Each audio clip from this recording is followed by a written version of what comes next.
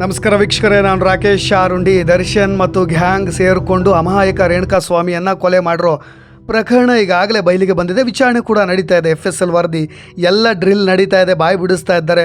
ಕ್ಷಣ ಕ್ಷಣಕ್ಕೂ ಕುತೂಹಲದ ರೋಚಕ ವಿಷಯಗಳು ಹೊರ ಬರ್ತಾ ಇರೋದು. ಆದರೆ ಇನ್ನೊಂದು ಇಂಟ್ರೆಸ್ಟಿಂಗ್ ವಿಷಯಗಳನ್ನು ನಾನು ಹೇಳಲೇಬೇಕು. ಈಗ ಎಕ್ಸ್ಕ್ಲೂಸಿವ್ CCTV ಫೂಟೇಜ್ ಸಿಕ್ಕಿರೋದು ನೀವು ಗಮನಿಸ್ತಾ ಇದ್ದೀರಲ್ಲ. ಇದೇ ರೇಣುಕಾ ಸ್ವಾಮಿ ಚಿತ್ರದುರ್ಗದ ಅಪೋಲೋ ಫಾರ್ಮಸಿಯಲ್ಲಿ ಕೆಲಸ ಮಾಡ್ತಾ ಇರ್ತಕ್ಕಂಥ ಒಂದು ಅಂಗಡಿ ಇದೆಯಲ್ಲ, ಶಾಪ್ ಇದೆಯಲ್ಲ, ಅದರ ದೃಶ್ಯಗಳು. ಅಪೋಲೋ ಫಾರ್ಮಸಿಯ ಒಳಗೆ ಎಂಟ್ರಿ ತಗೊಳ್ಳೋ ದೃಶ್ಯ, ಜೊತೆಗೆ ಅವತ್ತೇ ಲಾಸ್ಟ್ ಅವರು ಅಲ್ಲಿಗೆ ಹೋಗಿದ್ದು. ಅದಕ್ಕೆ ಕಾರಣ ಕೂಡ ಇದೆ. ಒಂದಿಷ್ಟು ಅನುಮಾನಗಳು ಕೂಡ ಈಗ ವ್ಯಕ್ತವಾಗ್ತಾ ಇರೋದು. ಯಾಕೆ ಅದರ ನೆಕ್ಸ್ಟ್ ಡೇ ಅವರಿಗೆ ರಜೆ ಇಲ್ಲದೆ ಇದ್ದರೂ ರಜೆ ಹಾಕಬೇಕಾಗಿ ಬಂತು, ಅದಾದ ನಂತರ ಅವ್ರು ನಾಪತ್ತೆಯಾಗಿದ್ದು ಯಾವಾಗ, ಏನೆಲ್ಲ ಪ್ಲ್ಯಾನ್ ಮಾಡಲಾಯಿತು, ಇದೆಲ್ಲದರ ಟ್ರ್ಯಾಕ್ ಡೀಟೇಲ್ಸ್ನ ನಾನು ನಿಮಗೆ ಹೇಳಲೇಬೇಕು. ಅಪೋಲೋ ಫಾರ್ಮಸಿಯ ಒಳಗೆ ಎಂಟ್ರಿ ತಗೊಳ್ತಾ ಇರೋ ದೃಶ್ಯ ನೋಡ್ತಾ ಇದ್ದೀರಾ. ಸ್ಕೂಟಿಯಿಂದ ಇಳಿತಾರೆ, ಒಂದು ನೆಕ್ ಸ್ವೆಟ್ ಟಿ ಶರ್ಟ್ನ ಹಾಕಿದಾರಲ್ಲ, ಅದೇ ಅವರು ರೇಣುಕಾ ಸ್ವಾಮಿ. ಅಮಾಯಕ ಯುವಕ, 35 ವರ್ಷ. ಆತನಿಗೆ ಏನೂ ಕೂಡ ಅರಿವಿಲ್ಲ. ನೆಕ್ಸ್ಟ್ ಫರ್ದರ್ ಡೇ ನಾನು ಈ ಭೂಮಿ ಮೇಲೆ ಇರೋದಿಲ್ಲ ಅನ್ನೋ ಅರಿವು ಕೂಡ ಇಲ್ಲ ಆತನಿಗೆ. ಮುಗ್ಧ ಜೀವಿ. ಅವತ್ತು ಒಳಗೆ ಎಂಟ್ರಿ ತೊಗೊಂಡು ಸ್ವಲ್ಪ ಒಳಗೆ ಅಂಗಡಿಯಲ್ಲಿ ಕೂಡ ಮಾತನಾಡ್ತಾರೆ. ಅಲ್ಲಿ ಕೆಲವೊಬ್ಬ ಮಾಲೀಕರ ಜೊತೆಗೋ ಇವ್ರ ಜೊತೆಗೋ ಕೆಲಸಗಾರರ ಜೊತೆ ಮಾತನಾಡೋ ದೃಶ್ಯಗಳು ನಿಮಗೆ ಕಾಣಿಸುತ್ತೆ. ಮತ್ತೆ ಹೊರಗೆ ಬರ್ತಾರೆ. ಅಲ್ಲಿ ನಡೆದಿರೋದು ಹೊರಗೆ ಬಂದ ತಕ್ಷಣ ಅಲ್ಲಿ ಯಾರಿಗೂ ಒಂದು ಹಾಯ್ ಅನ್ನೋ ದೃಶ್ಯ ಕಾಣುತ್ತೆ ನಿಮಗೆ. ಇದೆಲ್ಲವೂ ಕೂಡ ಜೂನ್ 6ರ ರಾತ್ರಿ 10 ಗಂಟೆಗೆ ಕೊನೆಯ ಬಾರಿ ಅಪೋಲೋ ಫಾರ್ಮಸಿಯಲ್ಲಿ ಎಲ್ಲರನ್ನೂ ಮಾತಾಡಿಸ್ಕೊಂಡು ಬಂದಿರೋದು. 4 ದಿನಗಳ ಹಿಂದೆ ಕಣ್ಮರೆಯಾದ ಹತ್ಯೆಯಾಗಿರ್ತಕ್ಕಂಥ ರೇಣುಕಾ ಸ್ವಾಮಿಯವರ ಎಕ್ಸ್ಕ್ಲೂಸಿವ್ CCTV ಫೂಟೇಜ್ಗಳಿವು. ಹೋಗ್ತಾರೆ ಜೂನ್ 6ರ ರಾತ್ರಿ 10 ಗಂಟೆ ಅಂಗಡಿಗೆ ಹೋಗ್ತಾರೆ. ಡ್ಯೂಟಿ ಲಾಗೌಟ್ ಆಗಬೇಕಾಗಿರುತ್ತೆ. ಹಾಗಾಗಿ ಲಾಗೌಟ್ ಪಂಚ್ ಮಾಡಿ ಹೊರಗೆ ಬರ್ತಾರೆ. ಗಡಿಬಿಡಿಯಲ್ಲಿ ಕೇವಲ 2 ನಿಮಿಷದಲ್ಲಿ ಅವರು ಅಲ್ಲಿ ಹೋಗಿ ಅವ್ರನ್ನೆಲ್ಲ ಮಾತಾಡಿಸಿ ಲಾಗೌಟ್ ಆಗಿರೋ ದೃಶ್ಯಗಳು ಇವೆಲ್ಲ ಗಮನಿಸಬೇಕು. ಯಾಕೆ ಅವರು ಲಾಗೌಟ್ ಆದ ನಂತರ ಅವ್ರ ಮನಸ್ಥಿತಿ ಹೇಗಿತ್ತು, ಅಥವಾ ನೆಕ್ಸ್ಟ್ ಡೇ ಅವರು ಏನು ಪ್ಲ್ಯಾನ್ ಮಾಡ್ಕೊಂಡಿದ್ರು ಅಂತ. ಇನ್ನೊಂದು ಇಂಟ್ರೆಸ್ಟಿಂಗ್ ವಿಷಯ ಅಂದರೆ ಜೂನ್ 7ರಂದು ಶುಕ್ರವಾರ ಅವರು ರಜೆ ಹಾಕಿದ್ದಾರೆ ಅನ್ನೋದನ್ನ ನಾವು ತುಂಬ ಸೀರಿಯಸ್ಸಾಗಿ ತೆಗೆದುಕೊಳ್ಳೋ ಅಗತ್ಯ ಇಲ್ಲ. ಆದರೆ ಅದರ ನೆಕ್ಸ್ಟ್ ಡೇ ಅವರಿಗೆ ಶನಿವಾರ ವೀಕ್ ಆಫ್ ಇದೆ. ಆದರೆ ಶುಕ್ರವಾರ ಯಾಕೆ ರಜೆ ತೆಗೆದುಕೊಂಡ್ರು?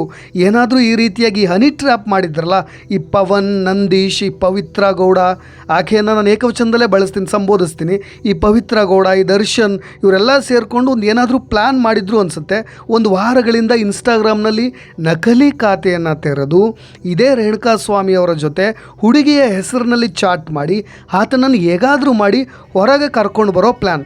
ಅದಕ್ಕೆ ಖುದ್ದು ರುವಾರಿ ಚಿತ್ರದುರ್ಗದ ದರ್ಶನ್ ಫ್ಯಾನ್ಸ್ ಅಸೋಸಿಯೇಷನ್ನ ಅಧ್ಯಕ್ಷ ರಾಘವೇಂದ್ರ, ಆತನೇ ಇದರ ರುವಾರಿಯಾಗಿದ್ದ. ಹಾಗಾಗಿ ಆತನನ್ನು ಶುಕ್ರವಾರವೇ ಕರೆತರೋ ಪ್ಲ್ಯಾನ್ ಏನಾದರೂ ಇತ್ತ ಅನ್ನೋ ಅನುಮಾನಗಳು ಈಗ ಮನೆ ಮಾಡ್ತಾ ಇರೋದು. ಯಾಕೆಂದರೆ ಜೂನ್ 7ರ ಶುಕ್ರವಾರ ರಜೆ ಹಾಕಿದ್ದಾರೆ ರೇಣುಕಾ ಸ್ವಾಮಿಯವರು. ಬಳಿಕ ಶನಿವಾರ ಅವರು ವೀಕ್ ಆಫ್ ಇದೆ. ಹಾಗಾಗಿ ಅವರು ಫಾರ್ಮಸಿಗೆ ಬಂದಿಲ್ಲ. ಆದರೆ ಮನೇಲಿ ಮಾತ್ರ ಅವ್ರು ಹೇಳಿರೋ ರೀಸನ್, ವೀಕ್ ಆಫ್ ಇದ್ದರೂ ಕೂಡ ನಾನು ಆಫೀಸ್ಗೆ ಹೋಗಿ ಬರ್ತೀನಮ್ಮ ಅಂತ ತಂದೆ ತಾಯಿಗೆ ಹೇಳಿ ಹೊರಟಿರೋದು. ಹಾಗಾದರೆ ಇದೆಲ್ಲ ಒಂದು ವಾರದ ಹಿಂದೆಯೇ ಪ್ಲ್ಯಾನ್ ಆಗಿತ್ತು. ಆತ ಒಂದು ದಿನದ ಮುಂಚೆಯೇ ಈ ಪಾಪಿಗಳ ಕೈಲಿ ಸಿಕ್ಕು ನರಳಾಡಬೇಕಾಗಿತ್ತು, ಕೊಲೆಯಾಗಬೇಕಾಗಿತ್ತು. ಆದರೆ ಒಂದು ದಿನ ತಡವಾಗಿದೆ ಅಷ್ಟೇ.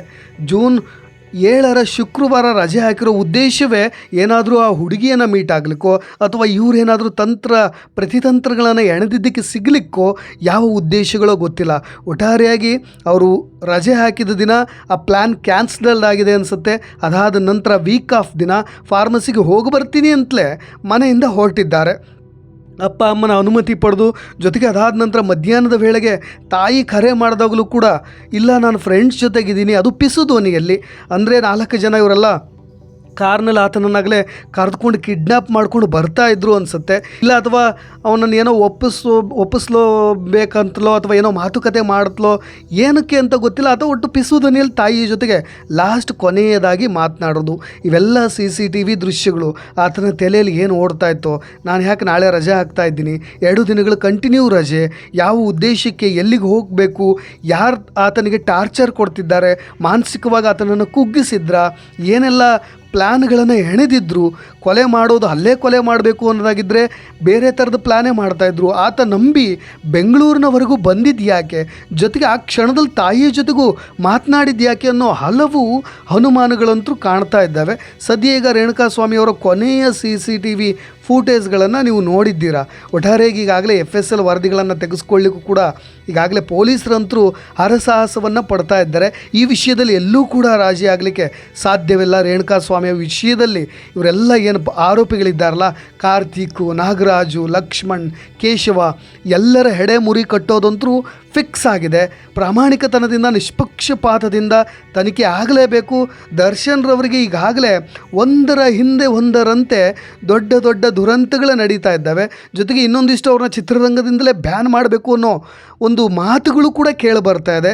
ಹಾಗಾಗಿ ಒಬ್ಬ ನಟ ಜೊತೆಗೆ ಆತನ ಜೊತೆ ಸೇರಿಕೊಂಡ ಈ ಪಾಪಿಗಳ ಪಟಾಲಂ ಗ್ಯಾಂಗ್ ಎಲ್ಲರೂ ತೋರಿರ್ತಕ್ಕಂಥ ವಿಕೃತಿ, ಕ್ರೌರ್ಯ ಎಲ್ಲದಕ್ಕೂ ಶಿಕ್ಷೆ ಆಗೇ ಆಗುತ್ತೆ. ಸಿನಿಮಾ ಡೈಲಾಗ್ಗಳನ್ನು ಹೊಡೆದಂಗೆ ಪೊಲೀಸ್ನವರ ವರದಿಗಳಿಗೆ ಅಥವಾ ಅವರು ಕೇಳ್ತಕ್ಕಂಥ ಹೇಳಿಕೆಗಳಿಗೆ ಸ್ಟೇಟ್ಮೆಂಟ್ಗಳನ್ನು ಪಡೆಯಬೇಕಾದ್ರೆ ಸಿನಿಮಾ ಡೈಲಾಗ್ಗಳನ್ನು ಹೊಡೆಯುವ ದರ್ದು ಇಲ್ಲಿಲ್ಲ, ಮರ್ಜಿ ಇರೋದಿಲ್ಲ. ಇಲ್ಲಿ ಅವ್ರು ಏನು ಹೇಳ್ತಾರೋ ಅಲ್ಲಿ ಸತ್ಯವನ್ನು ಹೇಳಲೇಬೇಕಾಗತ್ತೆ. ಖಂಡಿತವಾಗಿಯೂ ಇಲ್ಲಿ ದರ್ಶನ್ ಆರೋಪಿ ಆಗಿದ್ದರೆ ಖಂಡಿತವಾಗಿಯೂ ಶಿಕ್ಷೆ ಆಗುತ್ತೆ. ಒಟ್ಟಾರೆಗೆ ಇವ್ರನ್ನ ನಂಬಿ ಬಂದುಬಿಟ್ರಲ್ಲ ಚಿತ್ರದುರ್ಗದಿಂದ ರೇಣುಕಾ ಸ್ವಾಮಿಯವರು, ಅವರು ಮಾಡಿದ ದೊಡ್ಡ ತಪ್ಪು. ಹಾಗಾಗಿಯೇ ಕರೆ ತಂದ ತಕ್ಷಣ ಸೀದಾ ಶೆಡ್ಗೆ ಕರೆದುಕೊಂಡು ಹೋಗಿದ್ದಾರೆ. ನಿಮ್ಮೆಲ್ಲ CCTV ಫೂಟೇಜ್ಗಳು ಕ್ಲಿಯರ್ ಕಟ್ ಆಗಿದೆ. ಅವ್ರು ಎಲ್ಲೆಲ್ಲಿ ಹೋದರು, ಹೇಗೆ ಟ್ರ್ಯಾಕ್ ಮಾಡಿದ್ರು, ಜೊತೆಗೆ ಶೆಡ್ ಒಳಗೆ ಕರ್ಕೊಂಡು ಹೋದ್ಮೇಲೆ ಅಲ್ಲಿ ಎಲ್ಲರೂ ಸೇರಿ ಥಳಿಸಿದ್ದು, ಅಲ್ಲಿ ಖುದ್ದಾಗಿ ದರ್ಶನ್ರವರು ಕೂಡ ಹಾಜರಿದ್ದಿದ್ದು, ಮರ್ಮಾಂಗ ಎನ್ನದೆ ಕೈ ಕಾಲು ಎನ್ನದೆ ಸುಟ್ಟಾಕಿರೋದು, ತಲೆ ಗುದ್ದಿರೋದು ಎಲ್ಲವನ್ನೂ ಮಾಡಿದ್ದಾರೆ. ಅವರಿಗೆ ಯಾವ ರೀತಿಯಾಗಿ ವಿಚಿತ್ರ ಟಾರ್ಚರ್ ಹಿಂಸೆಯನ್ನು ಕೊಡಬೇಕು, ಹೇಗೆ ದಂಡಿಸಬೇಕು, ಹೇಗೆ ಹಲ್ಲೆ ನಡೆಸಬೇಕು, ಎಲ್ಲ ರೀತಿಯಾಗೂ ಮಾಡಿದ್ದಾರೆ. ಅದನ್ನು ಮುಚ್ಚಾಕ್ಲಿಕ್ಕೆ ದರ್ಶನ್ರವರು ಕೂಡ 30 ಲಕ್ಷದ ಡೀಲನ್ನು ಕೊಟ್ಟು ಹೇಗೆ ಮುಗಿಸ್ಬಿಡಬೇಕು ಅನ್ನೋ ಅಷ್ಟರಲ್ಲಿ ಈ ಪ್ರಕರಣ ಬಯಲಿಗೆ ಬಂದಿರೋದು. ಇವೆಲ್ಲವನ್ನು ನೀವು ಕೇಸಸ್ಗಳನ್ನು ಸೂಕ್ಷ್ಮಗತಿಯಲ್ಲಿ ನೋಡ್ತಾ ಇದ್ದಾರೆ. ಒಂದು suspense thriller, crime thriller cinema ನೋಡಿದಂತಿದೆ. ಏನಾದರೂ ಭವಿಷ್ಯದಲ್ಲಿ ಈ ಹೆಸರಿನಲ್ಲಿ, ಇದೇ ಡಿ ಗ್ಯಾಂಗ್ ಹೆಸರಿನಲ್ಲಿ ಯಾರಾದರೂ ಇದೇ ಫಿಲ್ಮ್ ಚೇಂಬರ್ನಲ್ಲಿ ಈ ಕಥೆಯನ್ನು ಆಧರಿಸಿ ಒಂದು ಸಿನಿಮಾ ಮಾಡ್ತೀನಿ ಅಂತ ಒಂದು ಟೈಟಲ್ ರಿಜಿಸ್ಟರ್ ಮಾಡಿದರೂ ಕೂಡ ಅನುಮಾನವಿಲ್ಲ. ಆ ರೀತಿಯಾಗಿದೆ. ಕ್ಷಣಕ್ಕೂ ತಿರುವು, ಕ್ಷಣಕ್ಕೂ ರೋಚಕತೆ. ಇದೇ ಶೆಡ್ನಲ್ಲಿರ್ತಕ್ಕಂಥ ಸೆಕ್ಯೂರಿಟಿ ಗಾರ್ಡ್ ಕೂಡ ಸ್ಫೋಟಕ ಹೇಳಿಕೆಗಳನ್ನು ಕೊಟ್ಟಿರೋದು, ಎಲ್ಲರೂ ಇದ್ದರು ಅಂತ. ಅವ್ರು ಎಲ್ಲೆಲ್ಲಿ ದಾರಿಗಳಲ್ಲಿ ಹೋದರೋ ಅದೆಲ್ಲ CCTV ಫೂಟೇಜ್ ಕವರೇಜ್ ಆಗಿದೆ. ಈಗ ಅವರ ಮೊಬೈಲ್ ಟ್ರ್ಯಾಕ್ ಆಗಿದೆ, ಅವರ ಕಾಲ್ ರಿಟ್ರೀವ್ ಆಗಿದೆ. ಜೊತೆಗೆ ದರ್ಶನ್ರವ್ರಿಗೆ ಎಷ್ಟು ಭಾರಿ ಕಾಲ್ ಮಾಡಿ ಇವೆಲ್ಲ ಡೀಲನ್ನು ಮುಗಿಸೋದಕ್ಕೆ ಅಥವಾ ಎಸಿಲಿಕ್ಕೆ ಕುಡ್ದ ಮತ್ನಲ್ಲೋ ಅಥವಾ ಭಯದಲ್ಲೋ ಇವ್ರು ನೋಡ್ತಾರೆ ಅಂತ ಅದನ್ನು ರಾಜಕಾಲುವೆಗೂ ಎಸೆಯಕ್ಕೆ ಬರದೆ ಅವ್ರ ಮೇಲೇ ಎಸೆದು ಆ ನಾಯಿ ಎಳೆಯಬೇಕಾಗಿ ಬಂತು ಆ ಮೃತದೇಹವನ್ನು. ಆ ಫೋಟೋಗಳನ್ನು ನೀವು ನೋಡಿದ್ಬಿಟ್ರಂತರೂ ನಿಜಕ್ಕೂ ಈ ರೀತಿಯಾಗಿ ಹೊಡೆದಿದ್ದಾರಾ ಅಂತ ಅನಿಸ್ಬಿಡುತ್ತೆ. ಬಟ್ ಏನೇ ಇರಲಿ, ಕನ್ನಡದ ಒಬ್ಬ ಸ್ಟಾರ್ ನಟ, ಒಂದು ದೊಡ್ಡ ಮಾರ್ಕೆಟ್ ಇತ್ತು. ಪ್ರೊಡ್ಯೂಸರ್ಸ್ಗಳಂತರೂ ಅಪ್ಕಮಿಂಗ್ ಸಿನಿಮಾಗಳ ಬಗ್ಗೆ ಕಂಗಾಲಾಗಿದ್ದಾರೆ. ನಾವು ಕೇಳ್ಕೊಳ್ಳೋದು ಇಷ್ಟೇ, ಸಿನಿಮಾ ತಾರೆಯರು ನೀವು ದಯವಿಟ್ಟು ಸಿನಿಮಾಗಳ ಬಗ್ಗೆ ಅಪ್ಡೇಟ್ ಕೊಡಿ. ಈ ರೀತಿಯಾದಂಥ ಅಪ್ಡೇಟ್ಗಳನ್ನು ಯಾರೂ ಕೊಡಬೇಡಿ ಅಂತ.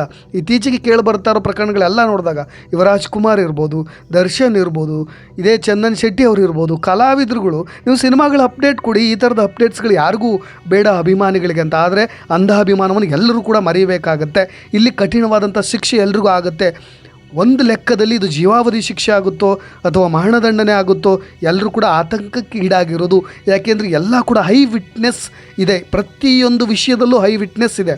ಇವೆಲ್ಲದರ ಬೆನ್ನಲ್ಲೇ ಚಿತ್ರರಂಗದ ಹಿರಿಯ ಕಲಾವಿದರು ಒಬ್ಬೊಬ್ಬರೇ ಬಾಯಿ ಬಿಡ್ತಾ ಇದ್ದಾರೆ. ಜಗ್ಗೇಶ್ ಅವರು ರಿಯಾಕ್ಷನ್ ಕೊಟ್ಟಿರೋದು, ಒಂದು ಕಡೆ ಹೆಂಡತಿ ಇನ್ನು ಮುಂದೆ ಅವ್ರ ಜೊತೆ ಸಂಸಾರವನ್ನೇ ನಡೆಸೋದಿಲ್ಲ ಅನ್ನೋ ರೀತಿಯಾಗಿ ಅನ್ಫಾಲೋ ಮಾಡಿರೋದು, ಜೊತೆಗೆ 0 ಫಾಲೋ ಮಾಡಿ ದೂರ ಸರಿದಿರೋದು, ಜೊತೆಗೆ ಫೋಟೋಗಳನ್ನು, ಪ್ರೊಫೈಲ್ ಫೋಟೋನು ಡಿಲೀಟ್ ಮಾಡಿರೋದು. ಒಟ್ಟಾರೆಗೆ ಇವೆಲ್ಲ ಬೆಳವಣಿಗೆಗಳು ಒಂದು ದೊಡ್ಡ ಹಿನ್ನಡೆ, ದರ್ಶನ್ರವರಿಗೆ ಒಂದು ದೊಡ್ಡ ಹಿನ್ನಡೆ.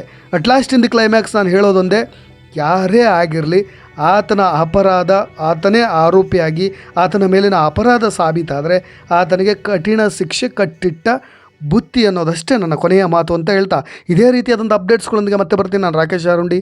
ಧನ್ಯವಾದಗಳು.